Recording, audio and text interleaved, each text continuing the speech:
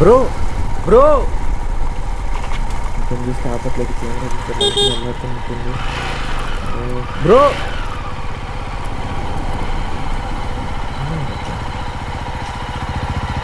Hi అందరికీ నమస్కారం. Welcome to day 2 of Karnataka solo ride. నిన్న మనం నగర ఫోర్ట్ అంతా చూసాంగా. ఈరోజు మనం సాగర అలాగే జాగ్ ఫాల్స్ మరియు ఘాట్ సెక్షన్ అంతా చూడాలి. అలాగే టువర్డ్స్ హొన్నావర వెళ్ళాలి. Again foggy morning. ఈరోజు ట్రావెల్ చేసేదానికన్నా ఈరోజు మనం ఎక్స్పీరియన్స్ చేయాల్సిందేటివే ఎక్కువ ఉన్నాయి. వెయిట్ ఇది లొకేషన్ బాగున్నట్టుంది, చూద్దాం. హే లేక్ ఉంది, ఓకే కాసేపు ఆగుదాం. సీరియస్లీ చాలా బాగుంది. ఓకే ఒకసారి చూద్దాం తిరిగి. Wow superb. ఓకే కాసేపు ముందరికి వెళ్ళి ఒక 2 ఫొటోస్ తీద్దాం.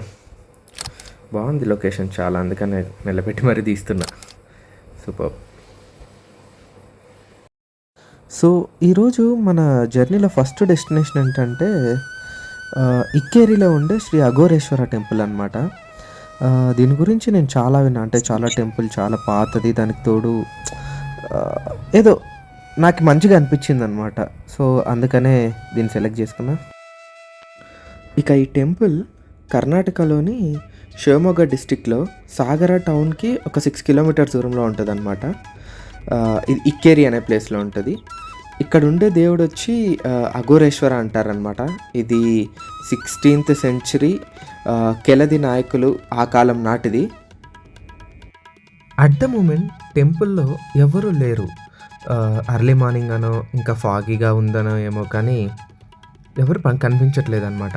నేను మాత్రమే టెంపుల్లోకి వెళ్ళి నేను మాత్రమే ఎక్స్పీరియన్స్ చేస్తూ ఉన్నా చుట్టుపక్కల ఉండే ప్లేసెస్ అన్నీ. నాకైతే మంచిగా టైం చిక్కింది కెమెరా ఒక చోట పెట్టుకొని ఎక్స్ప్లోర్ చేయడానికి. బట్ ఏంటంటే ఎవరినన్నా అడుగుదామంటే టెంపుల్ గురించి ఎవరు లేరు. So that's it.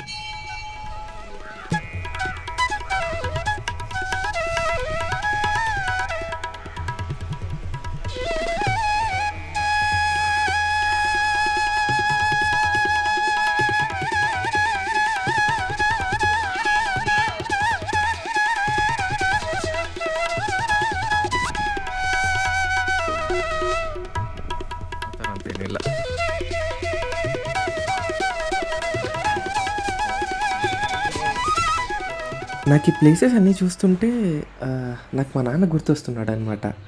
ఎందుకంటే అసలు టెంపుల్స్ అన్న దేవుడు అన్న ఇష్టం పెరగడానికి కారణమే మా నాన్న. చిన్నగా ఉన్నప్పుడు అన్న ఎన్ని ప్లేసెస్ తిప్పేవాడు, ప్రతి దాని గురించి ఒక్కొక్కటి చాలా సూక్ష్మంగా ఎక్స్ప్లెయిన్ చేసేవాడు. ఇప్పుడు నేను ఒక్కనే ఎక్స్ప్లోర్ చేస్తున్నా. ఇది అప్లోడ్ చేసిన తర్వాత మా నాన్న చూస్తారు. లైఫ్ చాలా దాన్ని ఏమంటారు, చాలా యాదృచ్ఛికంగా ఉంటుంది ఇలాంటివన్నీ చూస్తుంటే. ఈ టెంపుల్లో గడిపినంతసేపు, ఇలా ఒక్కనే ఇక్కడ కూర్చున్నంతసేపు మా నాన్నే నాకు గుర్తుకొస్తున్నాడు. మనం పెద్దగా అవుతున్నామా, వాళ్ళు మనకు దూరం అవుతున్నారా, మనం పెద్దగా అవుతూ వాళ్ళని దూరం చేసుకుంటున్నామా అర్థం కావటం లేదు. So if you want to take photos, please.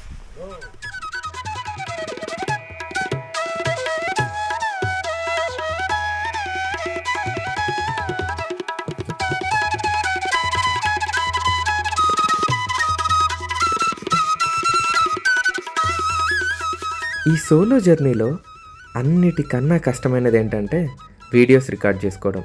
ఎంత కష్టం ఉంటుందంటే చూపిస్తానుండండి. ఇలా ఎవ్వరూ లేని టైంలో ట్రైపాడ్కి కెమెరా సెట్ చేసుకొని దాని తర్వాత సరే ఇంకా నన్ను ఎవరు చూడట్లేదు అనే కాన్ఫిడెన్స్తో అలా వీడియో తీసుకుంటానన్నమాట. తీసుకున్న వీడియోస్ని నేను మాత్రం వచ్చేటట్టు ఎడిట్ చేసుకుంటాను అనమాట. ఇలా టెంపుల్ని చూస్తూ ఉంటే నాకు ఒక మంచిగా అనిపించాడు అనమాట.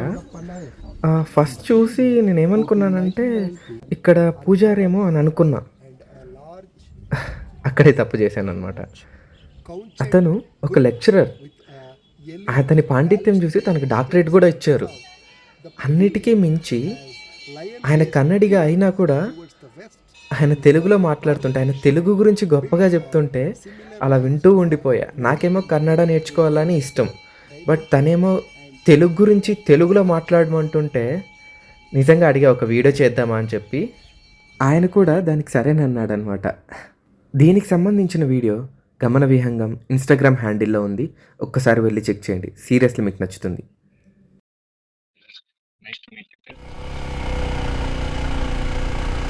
ఇక సాగరాలో రూమ్ వెకేట్ చేసి వస్తూ మధ్యలో బ్రేక్‌ఫాస్ట్ చేసుకొని జాగ్ ఫాల్స్‌కి స్టార్ట్ అయ్యాననమాట. జాగ్ ఫాల్స్ ఇక్కడ నుంచి ఆల్మోస్ట్ 60 కిలోమీటర్స్ ఏమో ఉంది. సో, రూట్ కూడా చాలా అంటే చాలా నాకు నచ్చిందనమాట. So, yeah! ఇంతకన్నా నేనైతే గాని మంచి రూట్ అయితే గాని ఎక్స్‌పెక్ట్ చేయలేను. మామూలుగా అయితే రెయినీ సీజన్‌లో అయితే ఇక్కడ చాలా ఇంకా బాగుంటదంట. బట్ ఇప్పుడు గూడా ఏం తక్కువేం లేదు. రెయిన్ ఒక్కటి పడట్లేదు గానీ మొత్తం అంతా గ్రీనరీగానే ఉంది. సో, డ్రైవ్ చేస్తున్నంత సేపు నాకు మంచిగానే అనిపిస్తుంది. దానికి తోడు సీరియస్‌లీ ఇన్‌స్టా 360 ఈ వ్యూ కానీ కాంట్ ఎక్స్‌ప్లెయిన్. ఇలా వస్తుంటే జస్ట్ జాగ్ ఫాల్స్‌కి ఒక 1 కిలోమీటర్ ముందర ఈ వ్యూస్ కనిపించాయి. కాసేపు నిలబెట్టి ఫోటోస్ తీసుకున్నాననమాట. ఫైనలీ జాగ్ ఫాల్స్‌కి వచ్చేసాం. ఈ మధ్యలో ఏం జరిగిందంటే నాకొక చిన్న అని చెప్పను గానీ ఒక పిల్లాడు ఎదురయ్యాడనమాట. తన ఏజ్ 17 ఆర్ 18 ఉంటది. ఇంటర్ చదువుతున్నాడు. నాతో పాటే వస్తానన్నాడనమాట 1 అవర్ వరకు. So, yeah! ఇద్దరం కలిసే వెళ్తున్నాం. సీరియస్‌లీ ఇలా ఉంటుందని అయితే ఎక్స్‌పెక్ట్ చేయలేదనమాట. వాటర్ లేవు. చాలా ఎండగా ఉన్నింది. నిజంగా అసలు ఎక్స్‌పెక్ట్ చేయలేదు. నేను ఎంతో ఊహించుకొనొచ్చా. మేబీ నేను రావడం రాంగ్ టైం అనుకుంటా. ఇంక చేసేదేం లేక 1 అవర్ సైడ్ స్టార్ట్ అయిపోయాననమాట. ఓకే. కొన్ని సార్లు ఇలాంటివి జరుగుతుంటాయి. బట్ నిజంగా అంటే చాలా బాధేసింది. సో, చాలా అంటే చాలా ఎక్స్‌పెక్టేషన్స్ పెట్టుకొనొచ్చా. జాగ్ ఫాల్స్ చూస్తాను. ఓకే. ఇలా వెళ్తూ ఉంటే మా వాడు ఒక చిన్న రేస్ పెట్టుకుందామన్నాడు. సర్లే కాదనలేకపోయా. చూద్దాం.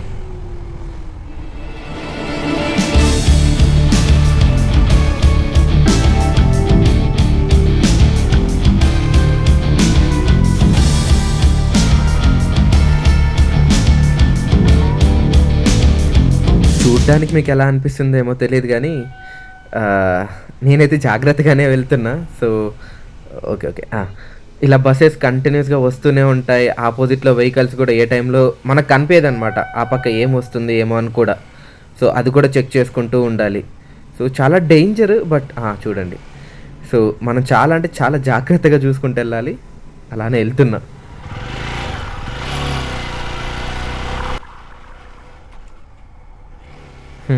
ఇందాక మీకు ఒక అబ్బాయి గురించి చెప్పాగా 17 ఇయర్స్ ఉండొచ్చు అని చెప్పి. యాహ్! అతని పేరు వచ్చి షరీఫ్ అనమాట. మనోడికి ఏంటంటే డ్రైవింగ్ లైసెన్స్ లేదు. అన్న ఉండేది షివమొగ్గలో. మనోడు ప్రతిసారి ఈ రూట్‌లో ప్రతి సండే ఇక్కడికి వస్తుంటాడనమాట. సో, ఎవరు వస్తే గానీ వాళ్ళతో కంపెనీయన్‌గా వెళ్తాడు. ఈరోజు లక్కీగా నాకు చిక్కాడు. మంచిగా ఎంజాయ్ చేసాం. తనే నాకు రైడ్ చేస్తున్నాడు. గైడ్ చేస్తున్నాడు. చూపిస్తున్నాడు ఎలా వెళ్ళాలి, ఎక్కడెక్కడ ఏమేమి ఉంటాయి, ఇక్కడ కాసేపు ఆగుకుందామని. వచ్చాడు చూపిస్తాను ఉండండి. ಏನಾಯ್ತು ಬ್ರೋ? ಹೌದಾ? మా వాడు ఏమన్నాడంటే ఇక్కడ వ్యూ పాయింట్స్ బాగుంటాయి బ్రో, కాసేపు ఆగుదామంటే ఆగామన్నమాట. లిటరలీ చాలా బాగున్నాయి. బ్రో ఇతను చూస్తే ఆపట్లేదు. కెమెరా చూస్తే లైట్గా అల్లాడుతున్నట్టుంది. బ్రో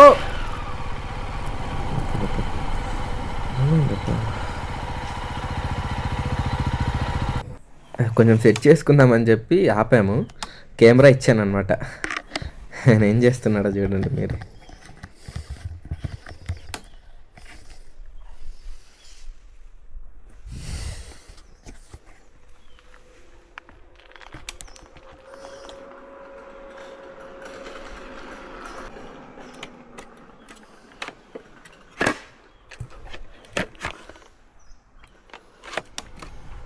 ఒక 5 మినిట్స్ అలా బ్రేక్ తీసుకొని స్టార్ట్ అయ్యాము ఇప్పుడే. సీరియస్లీ అబ్బా, స్లోగా వెళ్తున్నాం. రోడ్ కన్స్ట్రక్షన్స్ జరుగుతున్నాయి. ఈ గ్రీనరీ, వాన్ ఒక్కట్లేదు తప్ప మిగతా ఏ ఒక్కటే కానీ తక్కువగా లేవు. లిటరలీ వచ్చిన దానికైతే కానీ చాలా అంటే చాలా హ్యాపీ.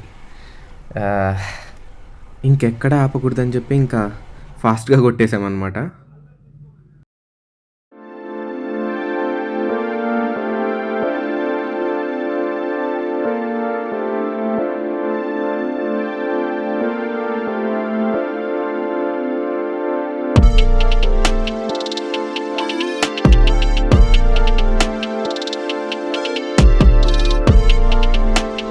మార్నింగ్ నుండి నేను ఒక షాట్ కోసం ట్రై చేస్తున్నాను అనమాట. ఇదేంటంటే కానీ మామూలుగా మనం ఏం చేస్తాం, కెమెరా ఫ్రంట్ కానీ టువర్డ్స్ హెడ్ కానీ పెడతాం. బట్ ఇదేంటంటే స్కై ఎలా ఉంటుంది మనం రోడ్ నుండి వెళ్తున్నప్పుడు అని చెప్పి ఒక మా థాట్ వచ్చింది. సో అదేనమాట. చూడండి ఎలా ఉందో చెప్పండి.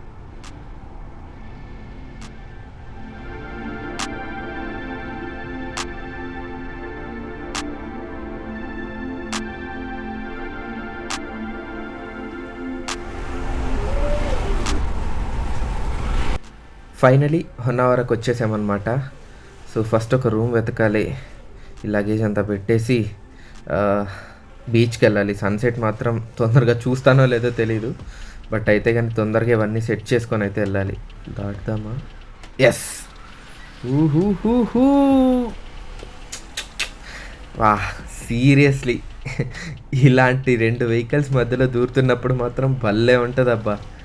ఆహా, నా ఫ్రెండ్ మురళిగానే ఉన్నట్టే ఇప్పుడు. హీ కుడ్ హ్యావ్ అప్రిషియేటెడ్ మీ, ఎందుకంటే వాడే నాకు నేర్పించాడు. ఓకే, సో వ్యూ అయితే చాలా బాగుంది చూస్తే కానీ. ఈ పక్క ఆ పక్క బ్యాక్ వాటర్స్, సో మధ్యలో ఈ బ్రిడ్జ్ చాలా దూరం ఉన్నట్టుంది అనుకుంటా లిటరలీ. అందరూ హొన్నావర అండర్ రేటెడ్ అంటే ఏమో అనుకోనండి. ఎంట్రన్స్లోనే ఇంత హెవెన్ లాగా ఉంటుందని అయితే తెలియలేదు. ఓకే, మంచిగా ఉంది. నేనైతే కానీ హ్యాండిల్కి మౌంట్ చేశా, సో అందుకని నేను ఇది చూపించలేను. సో ఇప్పుడు చూడొచ్చు మీరు, బ్యాక్ సైడ్ కూడా ఆ బ్యాక్ వాటర్స్, ఆ మ్యాంగ్రోవ్స్ కొంచెం కనిపిస్తుంది. యా, సో హెల్మెట్ మౌంట్ లేదబ్బా, అంటే కానీ నాకు కొంచెం ధైర్యం రాలేదు. సో అందుకని హ్యాండిల్కే మౌంట్ చేశా. So let's go to the beach, let's see.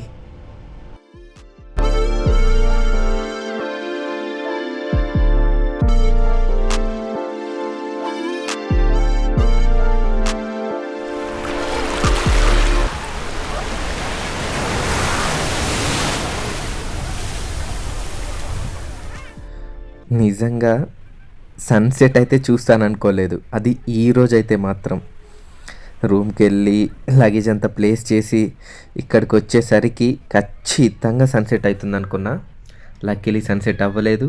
నాకు కూడా కొంచెం క్యాప్చర్ చేసుకోవడానికి కొంచెం నాకు తెలిసినంత వరకు ఒక 10 to 15 minutes మాత్రమే ఉంటుంది. సో ఈ గ్యాప్లోనే నేను క్యాప్చర్ చేసుకోవాలి. ఈ గ్యాప్లోనే ఆ పీస్ని కూడా నేను పొందాలి.